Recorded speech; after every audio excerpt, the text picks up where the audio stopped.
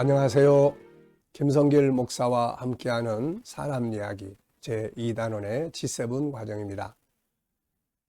전 시간에 이어서 이 시간은 11-4회를 함께 나누겠습니다. 페이지로는 191페이지인데요. 자, 자화상. 자화상이 어떠냐에 따라서 우리의 인생을 바꿀 수 있다고 말씀드렸죠. 피그말리온 효과에 대한 이야기도 말씀드렸고 또 장발장의 이야기도 말씀드렸습니다. 중요한 것은 이제 인간의 어떤 생각, 단순한 신념에 의한 자화상이 아니라 현실에 의한, 눈앞에 보이는 어떤 현재에 의한 자화상이 아니라 우리는 하나님의 말씀, 창세기 1장 27절, 28절 하나님의 말씀이 우리에 대해서 뭐라고 말씀하시는지에 대한 이거를 확실하게 알고 여기에 근거한 자화상을 가져야 합니다. 예수님께서 날 위해 십자가에 죽으셨기 때문에 그걸 믿는 자를 성경에서는 의인이라고 말해줍니다. 그러니까 나는 이제 죄인이 아니라 의인이죠. 의인이니까 의인답게 살려고 하는 자기의 삶을 만들어 가야 되는 거죠. 하나님의 말씀이 세상을 다스려라. 다스릴 수 있는 자화상을 가지고 말씀대로 살아가면 세상을 다스리게 되는 겁니다. 그래서 우리가 이런 자화상을 성경에 근거한 자화상을 만들고 우리 아이들의 자화상을 바꿔주는 게 아주 시급하다. 결론적인 이야기들이 정리되고 있습니다. 어느 아주머니가 택시를 기다리고 있었습니다. 택시가 오자 손을 들었죠. 그런데 그 택시는 그냥 지나갔습니다. 이 택시는 지금 시간에 맞춰서 차고로 들어가는 중이었죠. 그런데 그 아주머니는 화를 내면서 이렇게 소리를 지릅니다. 아니, 내가 초등학교밖에 안 나왔다고 날 무시하는 거야 지금? 누구도 이 아주머니를 초등학교밖에 안 나온 사람으로 정의한 일이 없습니다. 택시 기사도 당연히 그렇고 그냥 시간이 차고로 갈 시간이기 때문에 그냥 갈 뿐이었습니다. 주변 사람들 역시 누구도 이 아주머니가 초등학교밖에 안 나왔기 때문에 지금 택시가 그냥 지나갔다고 생각하는 사람은 아무도 없습니다. 스스로 그렇게 정의하고 있는 거죠. 자기 스스로가 자기를 어떻게 생각하느냐. 이게 정말 중요한 거죠. 어떻게 여호수아가 하늘의 해를 멈추게 하고 다니엘이 포로를 잡혀갔지만 성공할 수 있었겠습니까? 그들은 자신들을 무능력한 자가 아니라 능력 있게 살 수 있는 자신의 정체성과 자화상을 가지고 있었던 거죠. 그들이 가지고 있던 그들의 위대한 자화상이 그런 능력 있는 삶을 살게 만들어줬습니다. 한번 스스로에게 물어보시죠. 나는 누구인가? 나는 어떤 사람인가? 지금까지 살아온 나의 자화상은 뭔가? 자화상을 바꿔야 합니다. 그러면 인생도 바꿔지는 거예요. 억지로 바꾸라는 말도 아닙니다. 할 수 있다, 할 수 있다. 계속해서 신념을 불어넣으라는 말도 아닙니다. 다만 진리의 말씀을 그대로 믿으라는 겁니다. 하나님께서 말씀하신 이 말씀을 왜 안 믿고 사람들이 규정하는 그런 내용을 바탕으로 나의 자화상을 만드는 이유가 뭡니까? 우리는 인간의 말이나 환경보다는 전능하신 하나님의 말씀을 믿고 나는 이런 존재야. 이렇게 자화상을 만드는 것이 이게 믿음이고 이게 승리의 길이죠. 지금까지 어떻게 살아왔는가는 별로 중요한 게 아닙니다. 생각 속에서 자화상을 어떻게 살아갈 사람으로 바꾸느냐가 중요하죠. 당신의 인생도 그러면 다 바뀌죠. 지금 당신이 갖게 될 자화상이 앞으로의 당신의 인생을 끌고 갑니다. 우리는 자화상에 의해서 살아가게 된다는 걸 꼭 기억하셔야 돼요. 중요한 것은 우리가 가지고 있는 자화상을 계속해서 하루에도 수십 번씩 외쳐야 합니다. 왜냐하면 우리의 뇌는 잘못된 자화상을 기억하고 있습니다. 학습 효과를 가지고 있는 거죠.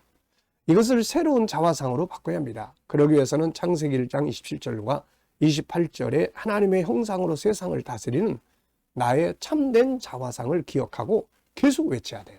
나는 하나님을 닮은 존재. 나는 할 수 있는 존재. 세상을 다스리는 존재. 그러면요, 내가 듣고 새로운 기억으로 자리를 잡고 어떤 문제가 부딪혔을 때 그걸 딱 떠올려줘요. 나는 할 수 있는 존재, 다스릴 수 있는 존재. 그러면 다스려 갈 수가 있게 되는 거죠. 자신에 대해서 어떤 자화상을 가지고 있습니까? 항상 실패자의 자화상을 가지고 있다면 실패하는 인생을 살게 될 것이고, 성공하는 자화상을 가지고 있다면 성공의 인생을 살게 될 겁니다. 자, 자신이 누구인가? 분명히 기억을 하죠. 당신은 무능력한 자도 쓸모없는 자도 아니죠. 이것은 모두 그동안 우리 자신이 세상의 잘못된 기준에 의해 스스로 만든 메뚜기 자화상입니다. 우리들의 자화상의 기본 틀은 창세기 1장 27절 28절입니다. 하나님을 닮은 세상을 다스리는 능력 있는 사람이라는 것이 우리의 정체성이고 자화상이 되어야 되는 거죠.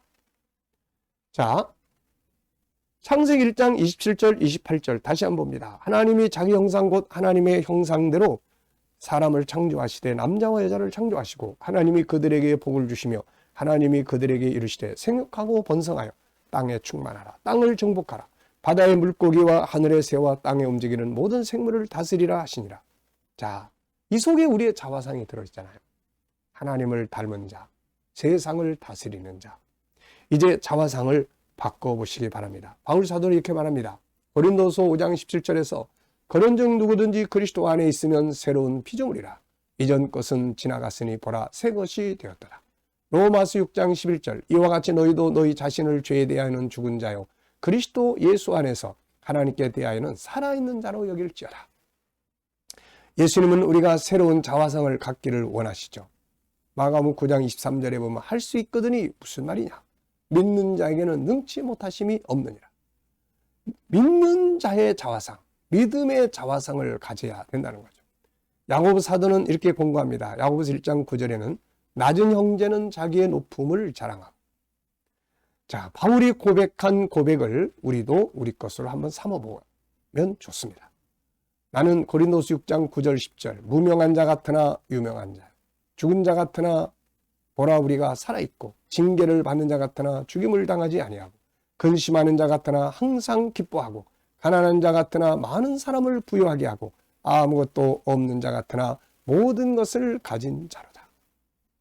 가나안 땅을 앞에 놓고 실패한 사람들의 메뚜기 자화상을 가지만 우리 앞에 어떤 문제가 어떤 사건이 기다리고 있든 간에 우리는 여호수아 갈렙의 자화상을 가져야 합니다.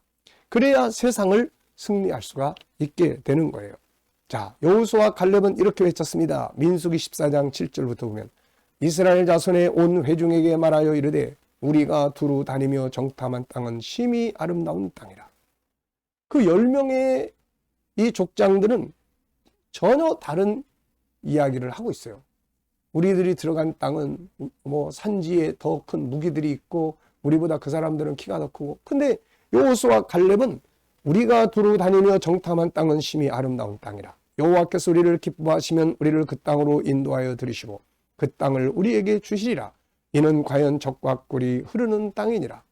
다만 여호와를 거역하지 말라. 그 땅 백성을 두려워하지 말라. 그들은 우리의 먹이라.